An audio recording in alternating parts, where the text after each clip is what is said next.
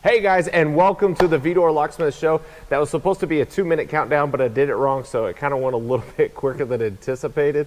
It's 10:43 here in Calgary, so we're doing a remote show in another country, in somebody's workshop. This is a first of first, and I'm definitely enjoying it. It took us probably about 45 minutes just to be able to get all the setup and everything done. We've got an amazing show for you guys today. I'm up here this week for the SPE ATCE conference, trying to be able to get over to the show, but more importantly, I'm coming to see people who are changing the industry currently. And so today I've got with me Desmond Anderson from Standard Directional. Thanks for having us, man. Thanks for coming up. We appreciate you taking the time and getting away from the show and popping out to our shop in the middle of nowhere to showcase new technology to the world. Yeah, I was surprised. The Uber driver was able to find it on the first try, so I was really happy with that. So guys, just to make sure, I'm going to check my phone just to be able to see that audio and everything's coming in correctly. I also apologize, I'm sitting in a rolly chair and I'm already starting to move around. That's kind of a no-no, and my mom's probably going to give me the whole tisk in the professional videography world.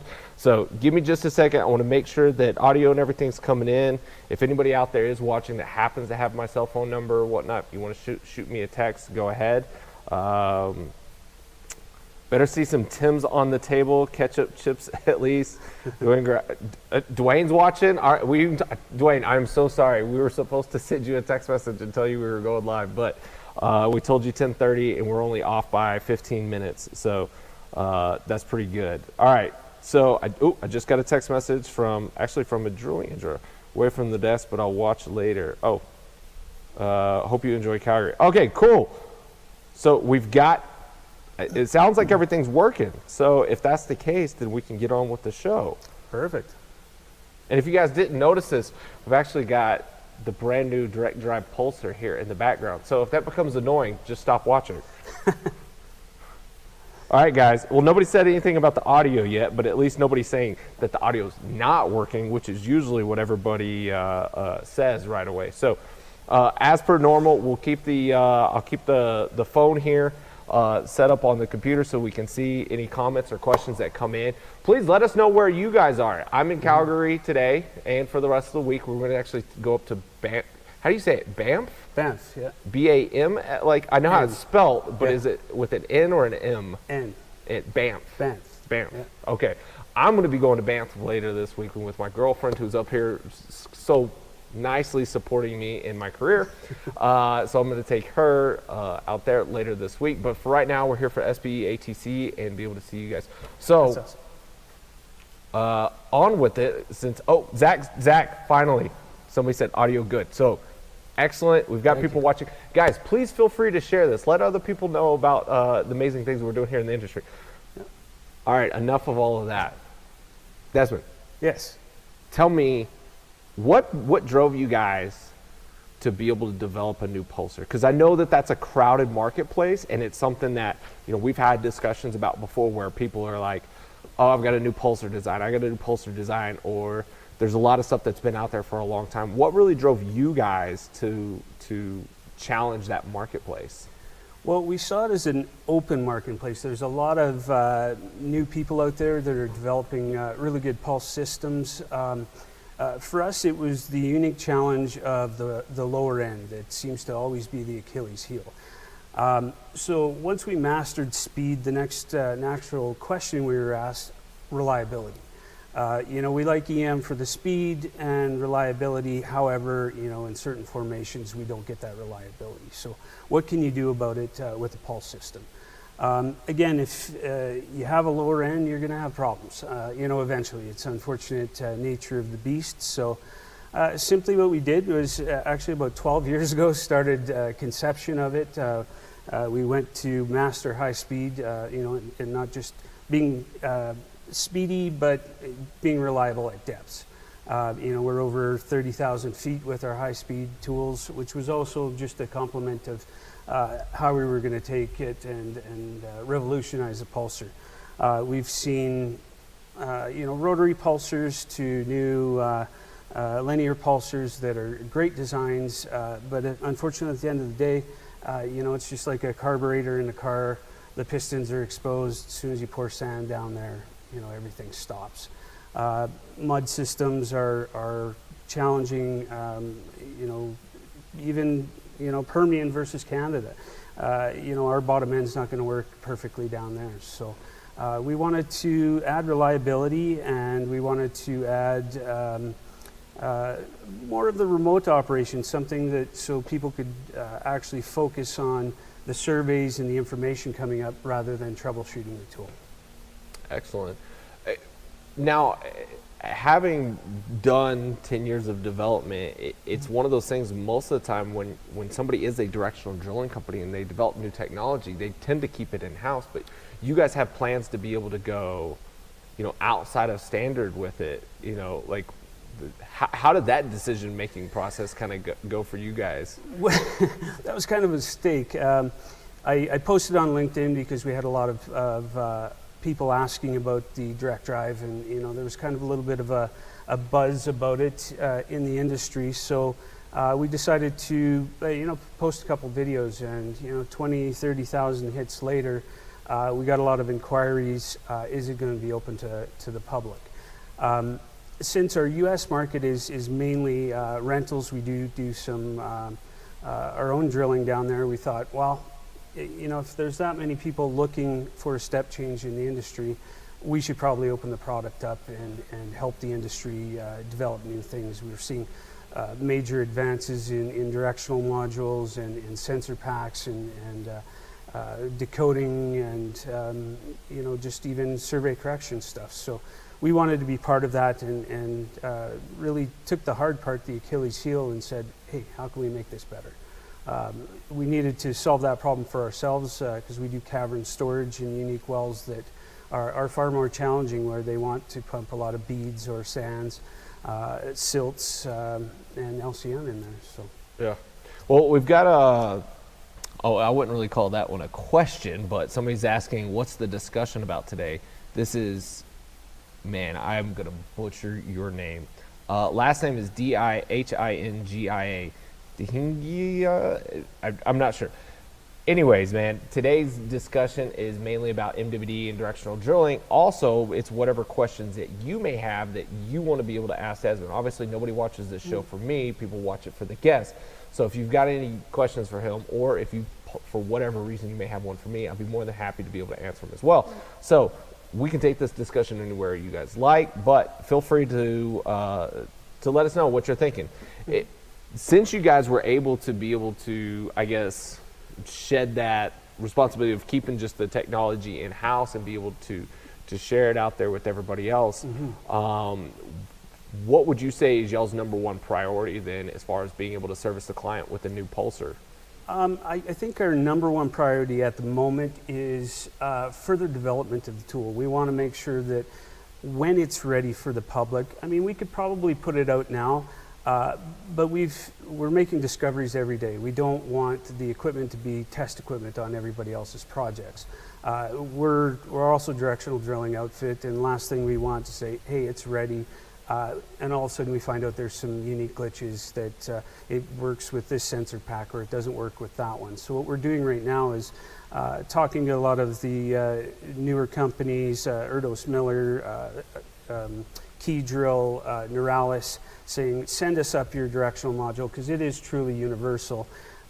We'll test it in-house so that when our product's released, our clients don't have to worry if it's having any unique glitches that they may see downhole.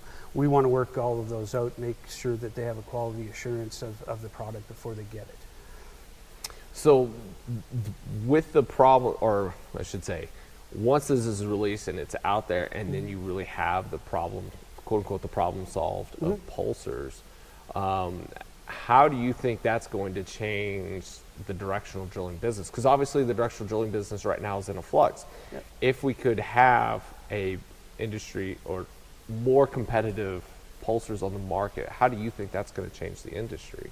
I think it's going to allow people to focus on data and data transmissions and qualifying the data. We're not doing it just to be the most reliable.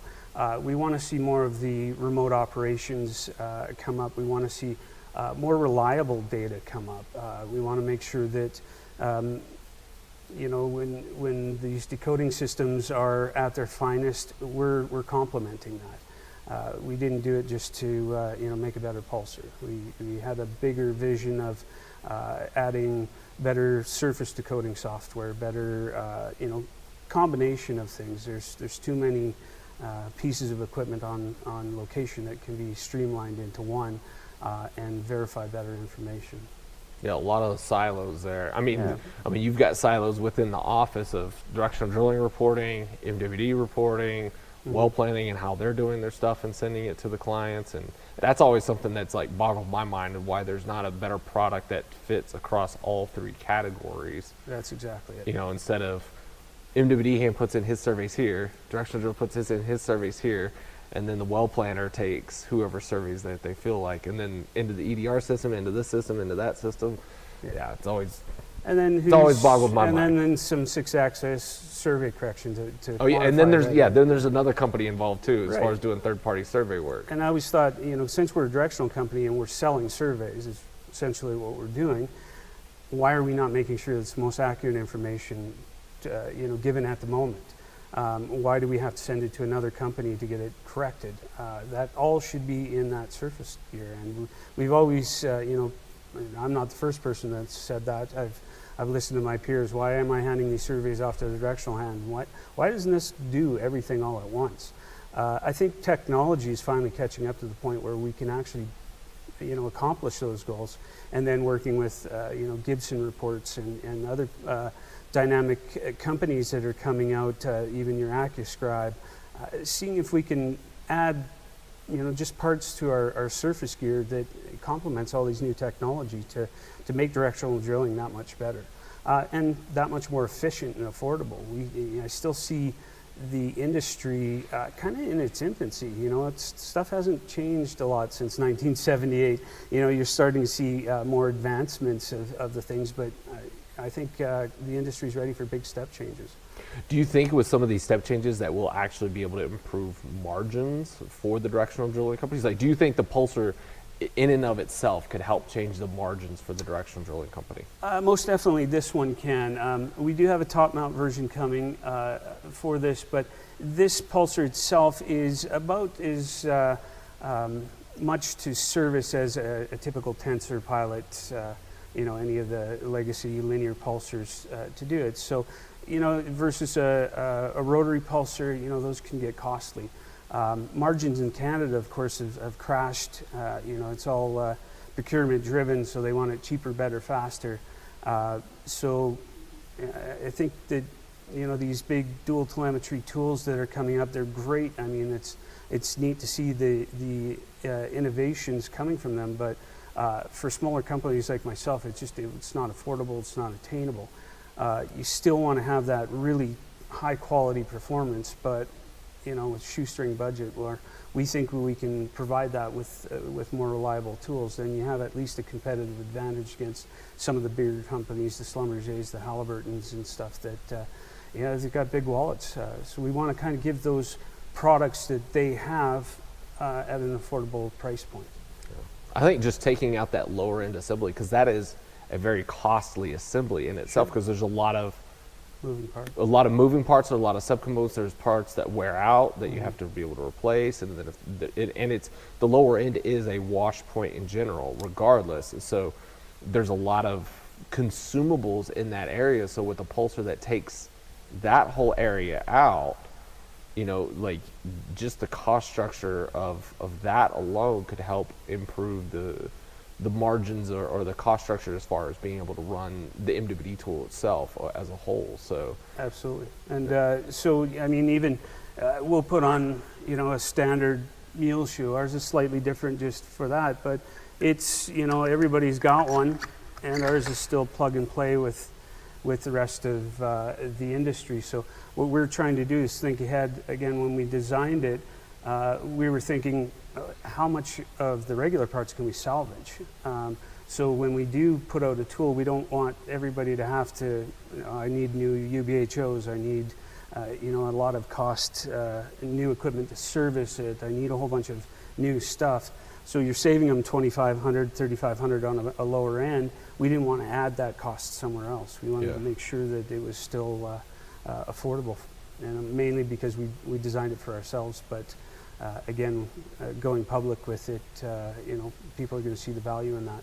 Plus, you can put your own directional module in it, so you can recover a lot of that. We do have unique power requirements, but since we built the tool, we wired it, we know, and we're working with new suppliers, then we're basically going to be able to resurrect old modules, old tensor modules, old pilot modules, stuff that people couldn't afford or sitting in the back closet now because the latest and greatest is out. So we hope to resurrect some of that for people. Yeah, I definitely know that that's a challenge as far as I've had people ask me all right, David, if you were an MWD manager again, what system would you purchase? And I flat out tell everybody I'm not answering that question, first of all. But then some people ask me okay, if you're in charge of designing and developing a new system, which route would you go? It's either, are you going to make it backwards compatible with all the tensor stuff that's out there that is the lion's share of the market, or do you leave the legacy stuff behind and all of the problems that are there, with that type of system, and then go and design and develop a whole new system where you're starting from a blank slate, but then the cost of that structure and that system, and then the fact that you're also asking your client to be able to take all of their old stuff out to pasture. Yeah. Essentially that's what you're doing. I mean, now obviously not everybody's going to just throw it off and then just switch over unless there's some huge step change. But obviously something like this allows them to be able to keep old assets and continue kind of moving forward with a step change in the industry. Yeah, you can gradually budget to make the changes. So for us, 90% of the tool was salvageable. We did do our own rotary connector because we weren't fond. We've tried over 27 years the rotary, every type of connector. We got together with a supplier, Green Tweed, designed our own connector, for the unique challenges that we have here. And so that's going to be your biggest cost, is just changing over the connectors. At the end of the day, a shorter tool is better, so we want to shorten it up and get tighter packages so that we can add reliability. The electronics aren't being knocked out. We can centralize more properly and have a better product. But that being said, most of this that you're seeing here was salvaged from a pilot system. So we were able to reuse a lot of it. And that's what we want to give to people is say, hey, listen, you can't afford a new $1 million collar-mounted tool, but hey, we're willing to work with you. We're not going to force people to, just buy our system and say, here, we'll get together with you and say, hey, what do you have? How can we make it work better? How can we increase your fleet without adding a bunch of costs to it? That's always going to help the margins when you see some of the margins going down. In Canada especially, the margins are horrible up here. It makes it hard to do business. So you have to get innovative, and if you don't, you'll die. And so we hope to introduce that into the U.S. market as well, because we know there's a lot of smart people down there with a lot of great equipment, and we're seeing a lot of used equipment come up.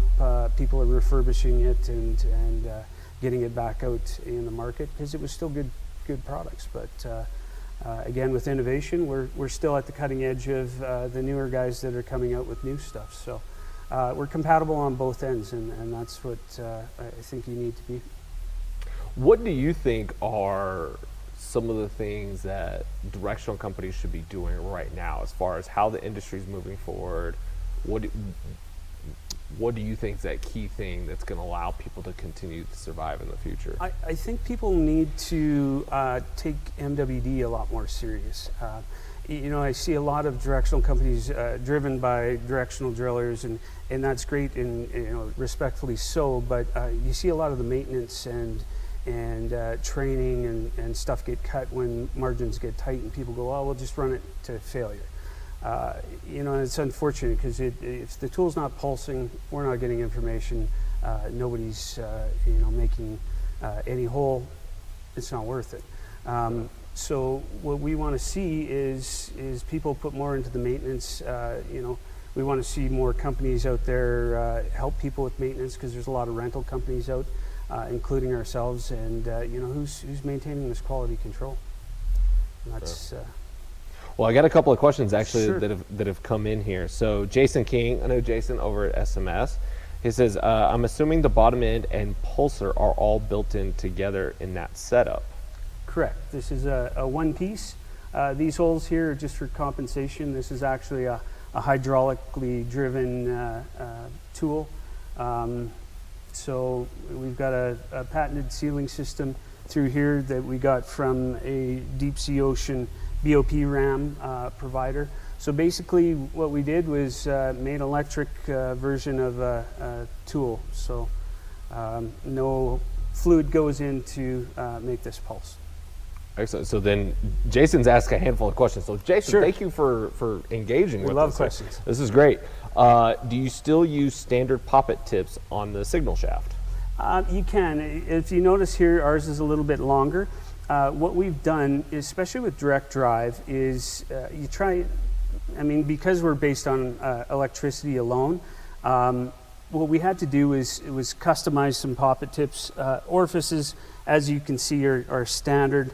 The reason is, and even if we can see in here, just for flow and grab on the shaft, takes a lot more energy on electric driven than fluid driven to pull it out of the orifice. So what we wanted to do is we did a lot of FlowWorks modeling to make sure that we had the most efficient setup. But so orifices will be the same, poppet tips will change slightly, but again, we're going to be sure that that's an affordable change for people. So then Jason's got 4 questions in a row, and Sure. I'll ask anybody's questions if you guys keep asking. So Yeah, you bet. Jason doesn't have to be the only one doing this. You guys, everybody can participate in this, right? So Jason asks, will the direct drive operate in all pressure ranges? Yes, it will. It's again because it is direct drive. Under balance, of course, yeah. You still have to generate a signal. If it's deeply cut stuff, well, that's where your EM originally should have been and will remain. But we've done this in mud to from 1,000 density to 1,300 mud weight. It will perform just like a regular mud pulse tool. Good. Then Jason's 4th question, right? What's the max temp the pulsar will operate? Old Pilot is 302. Yeah, this isn't an old Pilot pulsar by any means. There's basically what we meant when we were salvaging Pilot parts is just some of the beryllium and some of the other parts. It's our unique driver. It's a unique motor. It will be 175, so 360, 350, 350, 345, somewhere. Yeah, somewhere in there. So it'll be the higher temp of the two. That's the one metric unit that I Yeah. know really well, but I don't know the conversion back over to the. Yeah, me too. So it'll be the upper limit, and as we see, we actually have some proprietary stuff that I can't talk about yet, that we're looking at certain things that we will challenge hot hole stuff. I'll kind of fill David Gibson in here in private after, but that's something that you may see next year. We're kind of giving them some of the sneak peeks, but So this is what happens when you guys come up to Calgary. You get to see all the cool stuff. so yeah, we're looking at higher temperatures and challenging that. I think boards and technology have a little ways to go yet. Unless you've got NASA in your pocket, you're not going to have access to that type of equipment that you can make a board running that. But we do have a few prototypes that we have looked at, and maybe later this year we'll be releasing that so that we can get to extreme temperatures. Excellent. So Dwayne mentioned, who's the U.S. sales rep for you guys, said on yes. there it's 347. So thank you, Dwayne. Thank you. Once again, sorry for not getting in touch with you beforehand, but we're doing good. I mean, this is an impromptu show, and we got 47 viewers right now, so Awesome. so we're doing great. Ali Musadek Yep. says, well said, NPT liability to be highlighted, especially when caused by such low cost practices. What do you think? NPT liability to be highlighted, especially when caused by such low-cost practices. What do you think? This is a global drilling advisory manager at Petrolink. Yeah. So I think he's talking about low-cost drilling, or low-cost provider. Ends up with a lot more NPT than a higher. Yeah. Well, that's what we're trying to address here. Is if we can. I mean, we all know that that lower end section happens to be most of the failures. You can blame the pumps, you can blame that, you can blame whatever you want, but at the end of the day, you come out and you look at that lower end, and because we've seen lower ends come out in perfect shape, and here's an age-old symptom. You're off bottom, the tool pulses really good. You tag bottom, no pulses. What is that? Well, 9 out of 10 times you've lost compression in your poly packs, and you don't have compression in the engine anymore. So, we look at it like a car engine. Okay, the car will run, step on the gas, it doesn't go anywhere. That's one of those symptoms that you can pull your hair out, as you can see on me. That is an age-old problem. With this tool, you're not going to see that. So what we're seeing even in the flow loop is stuff that we can now attribute, that's 100% the bottom end, because that symptom went away. We have both when we're testing up there, and we throw another tool in, there it is again. So we're discovering a lot of unique things with this, and we hope that this long-term is going to help reduce costs of the NPT and allow the smaller producer to be competitive with the larger companies. I definitely think that the lower end is definitely something to where, I mean, even if with y'all's product, I still think that there's a large market there for somebody to redesign and redevelop just that lower end portion. Just a ceramic sleeve and poly packs yes, it works, but at the same time, it's like, is this the best we can do? Absolutely.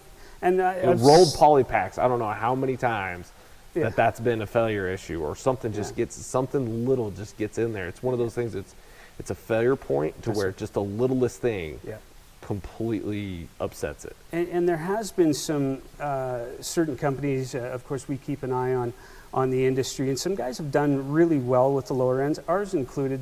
For our high speed, we have an incredible MTBF with that, and it was just from learning around the world. Just some of it was just grit, and some of it was innovation, and some of it was just blind luck. So we started taking all of the information, and we made a more robust lower end. That said, give me a handful of sand or a bucket of beads, and I can pack that one off too. So at the end of the day, this is where we got to, because we saw so many people do really great things with the lower end, but at the end of the day, it's still an Achilles heel. There could be somebody just genius out there that thinks of something way out of the box, and we hope to inspire people like that. We're looking at things differently. We hope the industry looks at things differently. Much like you, we finally have a voice where we can actually get this out to people and say, hey, listen, how can we come together as an industry and be better? What do you think are some of the other things that the industry should come together on, to where it would enhance all of us, or improve operations across the board, if we could just agree upon something? I think communication. Communication comes down to everything. I think we have so many people sitting on location with bits of information where there's not one central hub. We saw even Polaris with a group hub, and getting the information to one area. And I think some of the remote stuff doesn't have to be about guys losing jobs. It can be about a command center where we have better eyes watching information and drilling a better well. I think we need to come together as a group and say, we've got some people doing 6-axis. We've got gamma flavor of the week, whether it's up, down gamma, is it azimuthal gamma, is it, it's just what are people looking for? So I think if we can all come together as an industry and say, listen, this is the way it is. How can we get more information and better decision making at a higher rate of speed? I think that benefits it all. I think my biggest bone of contention is MTBF. I think as an industry... You said it. You said it. I didn't have to. I think there needs to be an industry standard on MTBF. MTBF was always an electric... How many times does my computer go on and off before it fails? But you're competing against other directional companies. What's your MTBF? I always say, what do you want it to be? There's no industry standard. Are you counting shallow test failures, operator error? Was it caused from... What's your definition? What are the variables in there that you're actually calculating this number on? I always thought it was just it's a gimmicky tool that is horrible for that, because I've seen really good people, really good directional companies, very honest about their MTBF and actual account for everything, and other people that just bend the rules. And I think that's I think it's one of those things to where it's a great internal number. Sure. If you set a standard internally and you guys say this is what we're doing, it is not for outside eyes. I think it's one of those things that whoever bridged that gap of saying, okay, here we're going to take this number outside of ours and say, hey, start telling people, and then somebody goes, oh, okay, that's what your number is. Well, let me go ask this company what their number is, because I've worked at several different companies and no single one of them has ever measured it the same, and you always, even internally, you could have your own debate of just saying, okay, was this a failure, yes or no? Well, did it affect the client and the operations that they had? No, but are we going to rerun this tool? No, because it failed on the way out a hole or something. Something took place at that point in time. So are we going to rerun it? No. Did it affect the client? No. So do we still count it as a failure? Yes or no? Because if we say yes, it's a failure, internally it helps us with development because we knew that something took place. Absolutely. But if we say yes, it is, and that goes outside, then that's hurting us. So it's one of those things where your own company bias is going to have a problem with it, and if it's something just for the R&M department and it doesn't go to marketing and sales, then that's where the truth is. That's right. But if it goes outside of that, then you have your own bias to there to be able to say, look, it's actually better if we don't count this because it never affected the client. So I think that's where it gets to be really, really tough. But the question is, you should be able to, I think if we can just boil it down to, would you run the tool again in the exact same configuration that it's in? If the answer is no, then that's what should be promoted. But then again, a lot of people are also talking about, instead of MTBF, because we're drilling these wells so much faster, that it should be, mean time between, 10,000 feet drilled, right? Yeah, I mean, I would like the group, the industry to come up with an industry standard that makes sense, that's fair. I mean, because is it just mud pulse tools that you're MTBF? I've seen, companies with multiple systems. Well, we'll count mud pulse, but we won't count EM in this MTBF. Do you have one MTBF or do you have 5? So it's another reason why I don't go back to operations, because I don't want to deal with those headaches. No, and I'll try to help solve the problem, but at the end of the day, I don't want to be the one having to keep track of 20 different MTBFs of this is our MTBF with RSS, this is our MTBF with conventional, this is our MTBF with training, with this is our MTBF in the Eagle for the MTBF in the Permian. This is our MTBF in northern Caldwell County. So it ends up being a joke and a nonsense number, and but it could be an effective tool that we just don't utilize properly. In-house, we do. I mean, we append a number of hours to something, whether it's on-off hours, and we say at the end of the day, this is retired, and we need to sell this off. So. I think that's where people need to be, rather than run it till it's dead and count it as another tick on the wall. I'd like to see more third-party service companies come out for expanding markets when there's 50 directional companies renting kits. In different industry standards, we were lucky enough to get a little JV with MWD Supply and get a Helmholtz coil up here so that we can service the Canadian market and say, hey guys, we've got some true calibration up here again. When GE pulled out, left a big hole in the market. So we still, want to. And GE's pulled out altogether, essentially. For sure, yeah. Now left Baker Hughes as a Baker Hughes company. Yeah. So we want to, innovate and help, and that's what we're doing is turning more into a service company, I guess, and a technology company, kind of by mistake, but so be it. If that's what we have to do, then and just do more rentals than directional drilling itself. Yeah, we're good with that. Because back in the day, it used to be you didn't see a lot of directional companies that were the full package. It was the E&P guys would go, hey, we like your DDs and motors, and we love your MWD, so we like to pick and choose on what we want to see. So I think we're going to see a lot more of that model come back. Because if you're a full-blown directional company, well, where are you spending your money to service the motors or service the MWD when the margins come down, right? So it eventually something pays the price and suffers in service and quality when the margins go down. So, what do you think some of the field hands should be doing right now to be able to help increase their value proposition? I think always learning, continual learning. Always know that there's something new out there. You never know it all. You like to think you know it all. I was a technical training coordinator for a few companies. Get back into the books. Get out, learn what the rig's about. If you've got lots of rig experience, then cross-train the guy that's with you that doesn't. Take them out on the tanks. Show them what the mud system does. That eliminates a lot of it's the rig, it's the MWD. A lot of finger pointing goes around when people don't have the information. I think training schools are a must. Get the basics back down. Is it a good survey? I've seen people pass surveys, clearly not a good survey. It's good. Well, that tells you a lot about where it's going. And when the industry booms, you get a bunch of new hands out there. So, I'd love to see a good school that teaches the basics of MWD and more so service and quality and knowing what you're doing.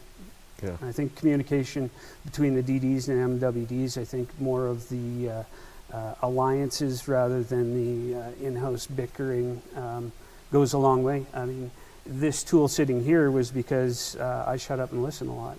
I listened to when I was with DDs. What do you see? What do you think's better? Instead of poking fun at what they do, I was always trying to learn. And a lot of the innovations that went into this tool were directly learned from directional hands. So I think if you keep your eyes and ears open, then you can learn a lot and use that information to be better rather than be unproductive and just another Facebook Keyboard warrior. Keyboard warrior, yeah. All right, so we got a couple of comments here from some of the guys out there. Hey guys, let us know where you guys are watching from. It says we've got about 46 people out there.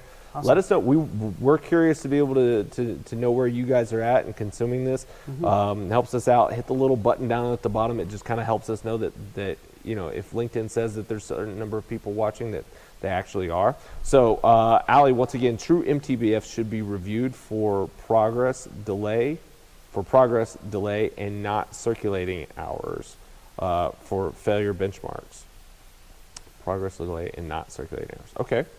Yeah, it's good comment. Jason King, to me, it should be a percentage and not hours numbers. Successful runs versus failures. It's very true. Jacob Gauthier, who's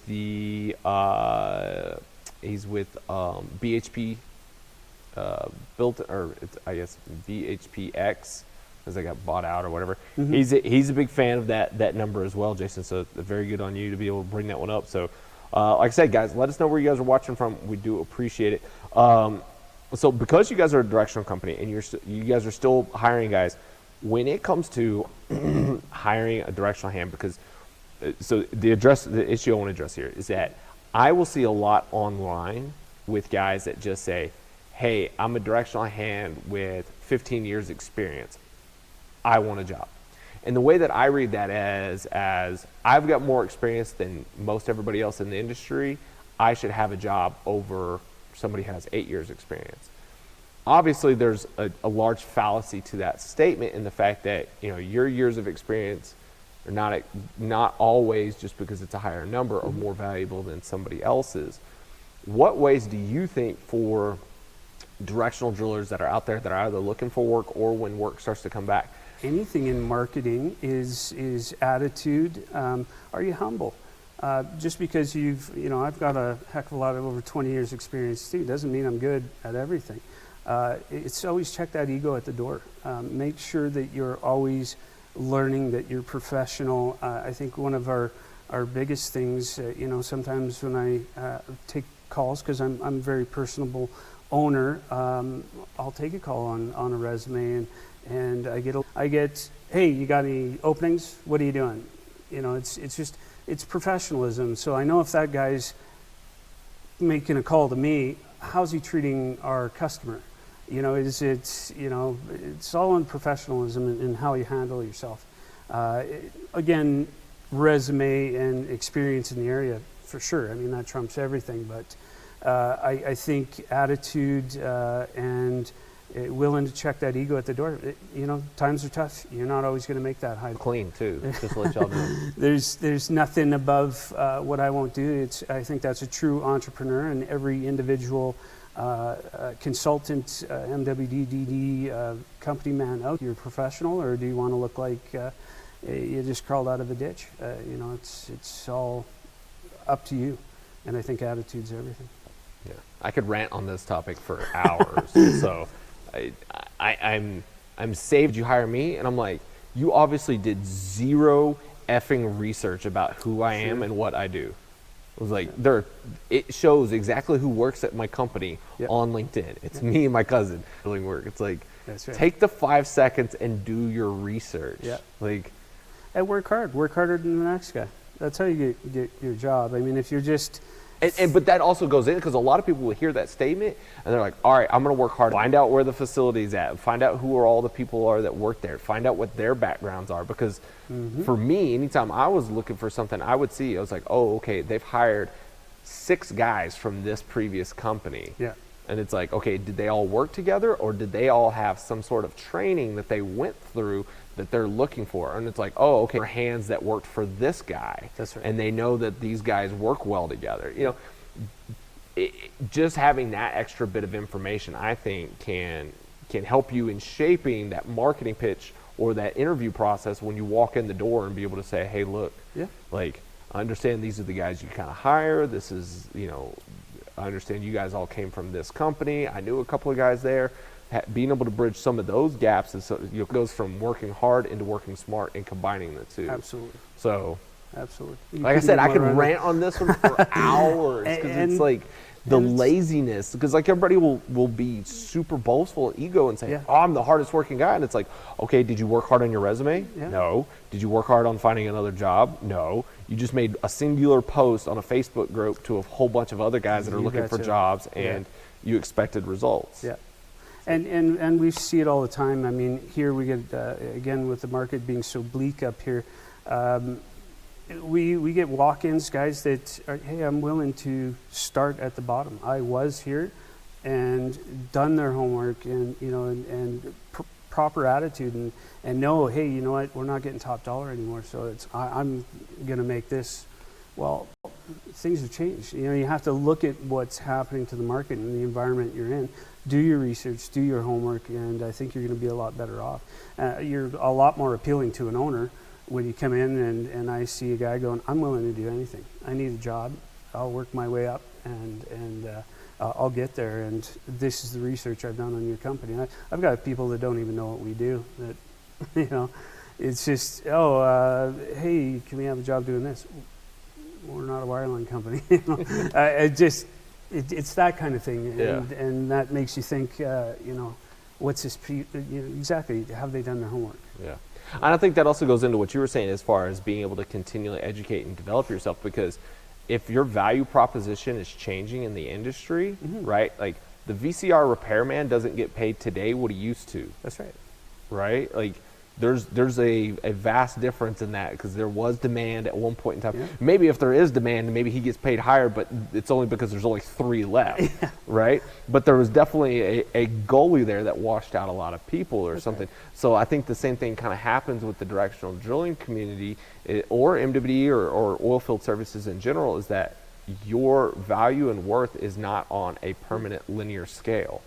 It's like I keep gaining more experience, I keep doing more work. The value proposition doesn't go up. It changes with the industry.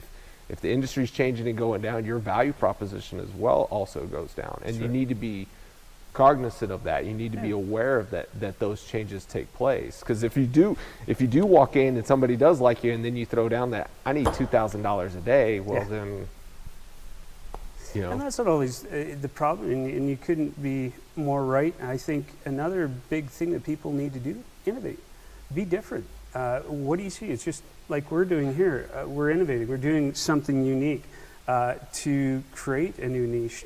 Look at the stuff that you're doing.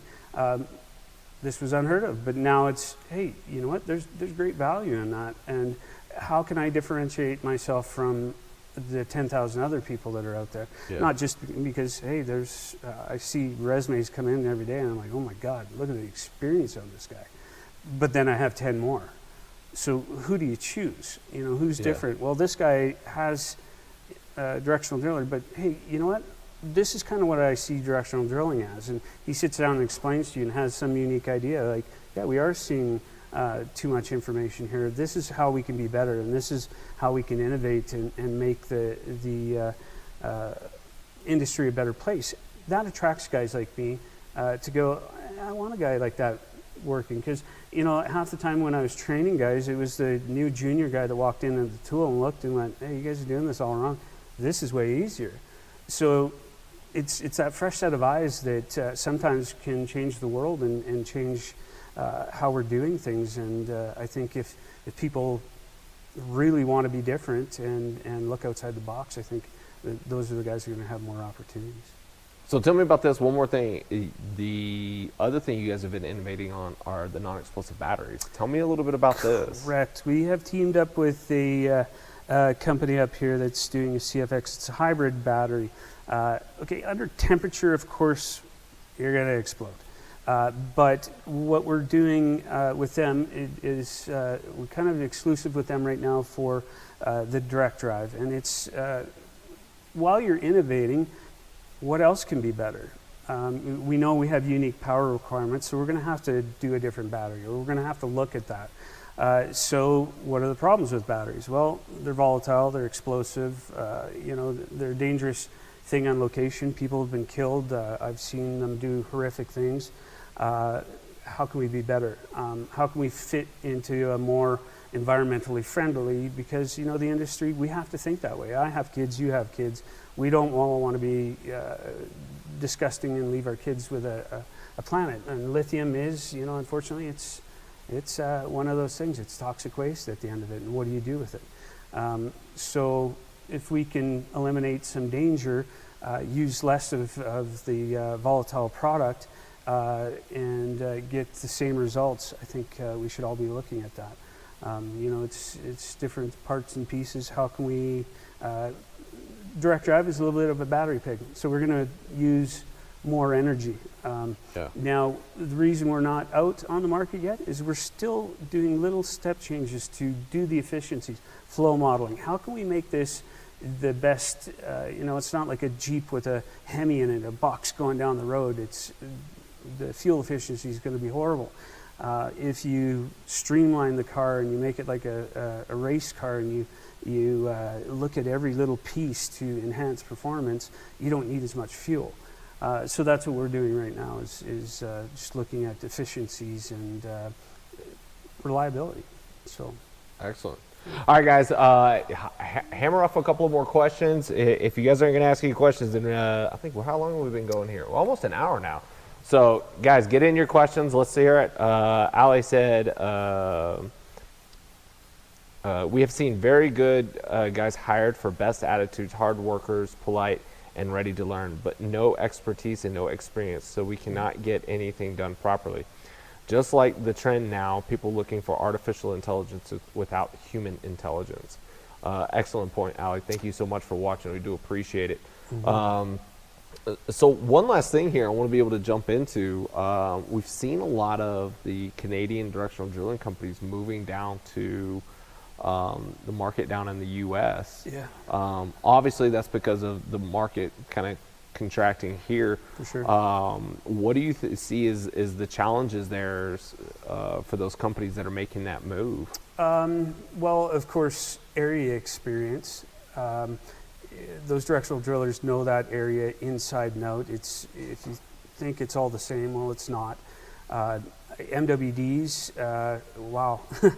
We brought our equipment down there. We have some rental equipment. It is set up entirely different than our Canadian stuff. In fact, we adopted some of the stuff we saw in Saudi to Nigeria to Canada and the US and kind of put it all in one. I think the big danger is everybody thinks they're going to grab their tools and run down there and it's going to perform just like it is down here. So again, it's about doing your homework. And I think, bigger prices is, I hope the Canadians don't go down there and bring the bottom barrel prices that we're doing down here. Don't upset the market, be respectful of the market. Also be respectful of the citizens of the United States. Those people have jobs too. They have families to feed. For us, we're going down, we have rentals, but we're hiring Americans. Dwayne Grimes there, which you can all contact as our U.S. sales manager. Dwayne, thank you for watching, sir. Yeah, he's from Texas, and what better person to have down there is that, an Aggie that knows the people and be sensitive to the environment you're in. Be respectful. I think that's the main thing. Know that what we're doing is we're doing something unique. We're hiring all American hands, but our field soups are Canadians because, we have new technology, and that's where we're going to be using those people. Again, up here, we're going to be doing as much manufacturing as we can in Canada to keep our presence up here and keep our employees up here instead of flooding the market with a bunch of Canadians and displacing that. Again, I think it's always respect where you are. I've been all over the world, and you don't just go and do things in another country and expect them to appreciate and accept you for who you are. So what do you think it'll take for the market to turn around here in Canada? New government. It's a simple fact. It's unfortunate whether you're whoever you vote for. I was never really one way or the other, but it seems the one that we have in right now doesn't really care about where it's going, and it's more of, I guess, as the U.S. would call it, Democrats, in our sense. It's unfortunate. We're a long ways away from being energy independent, meaning is solar power, is wind power there yet? No, we're not there. So we're going to need to embrace the oil and gas. How do we even build all of that stuff? There's a lot of years ahead of the oil and gas industry to support there. We should always be looking for that and getting better and cleaner. Of course, that's the ultimate goal. If you're not doing that, you're silly. But I look at it back in the 50s, we had more recycling then than we do now. It was all, you go to the store, it was a glass bottle and you had to return it and they washed it out.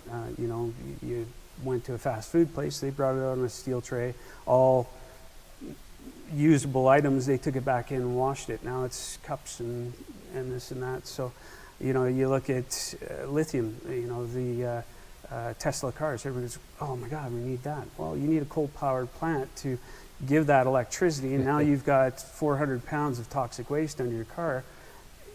What are we going to do with that in 30 years?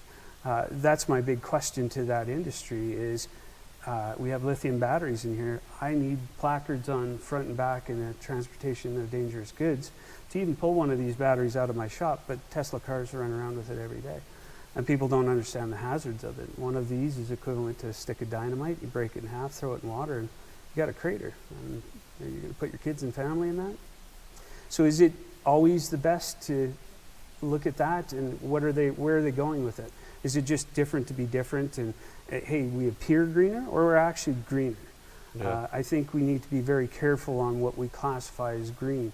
Is it better? I don't know. Is it different? Sure. Could it lead into something else? Could there be hydrogen power or something that's less toxic that takes over the industry? I think we should all be looking at that. But change to just change and call it greener and slap a tax on it doesn't make sense to me. Yeah. All right, Delbert, you want to jump in here, man? Come on over, man. Yeah. We want to get one of the brains behind some of the stuff that happens here. Yeah. We'll do, here, I'll unhook because nobody wants to hear me. This is Salvador Berberov. He's our electronics engineer. He's my right-hand man. I do a lot of the mechanical design on the direct drive. He's done everything else. Incredible mind. Just extreme asset to the company.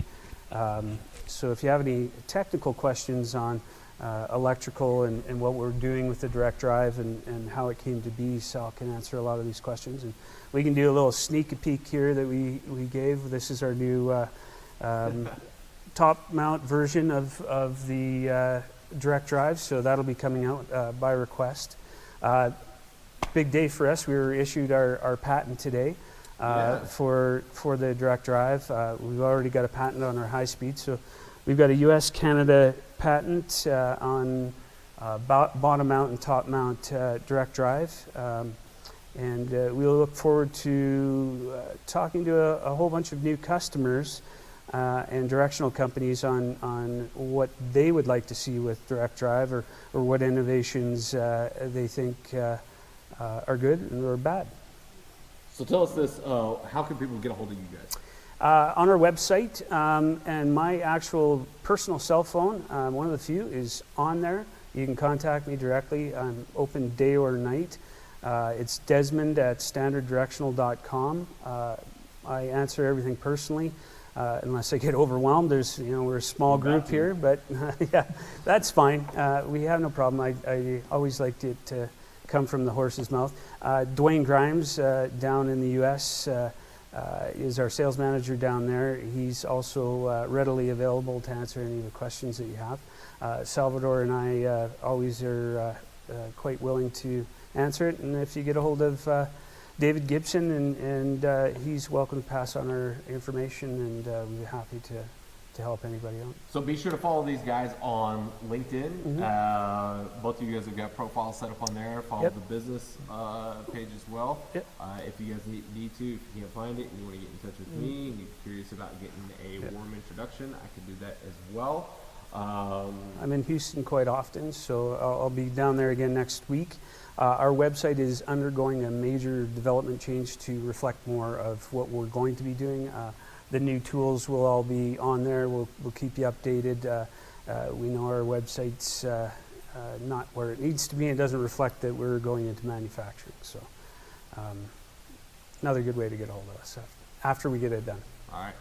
Well, hey guys, thank you all so much for watching. I know I'm not mic'd up, but I'll talk loud enough and nobody really cares. Anyways, but thank you guys so much for watching. We really do appreciate it.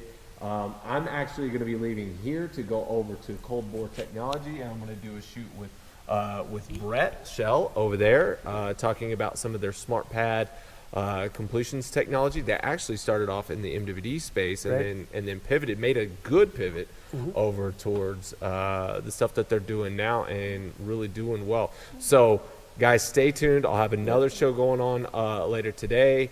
And then I possibly have had somebody proposition, maybe we might do another show tomorrow as well. So guys, thanks for watching. We really do appreciate it. And